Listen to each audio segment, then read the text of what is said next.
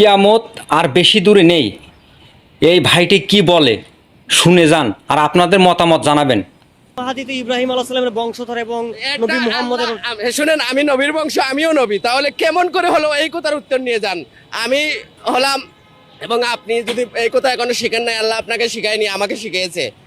আমি হলাম নবীর বংশ, নবী কেন বলি ওই কথা, কেন চ্যালেঞ্জের মোকাবিলা বলতেছি ওইটাকে নেন। কারণ আদম আলাইহিস সালাম যদি নবী হয়, সবাই বংশধর, হিন্দু মুসলমান খ্রিস্টান ওই বংশধর, আমিও ওই বংশের একজন, তাই আমিও নবী, ওইও নবী, বলে নেন। আপনি যে বলছেন, আমি চ্যালেঞ্জ করি বলতেছি, এখন কেমন চ্যালেঞ্জ বুঝে নেন। আপনি বিতর্কিত এই জন্য বলছি, পিছনে ব্যাকগ্রাউন্ড নেওয়া উচিত, কোন ভাষায় কোন বাড়ি, উনি বিতর্কিত কথাবার্তা বলতেছেন। আমি কোন হিসেবে বলছেন?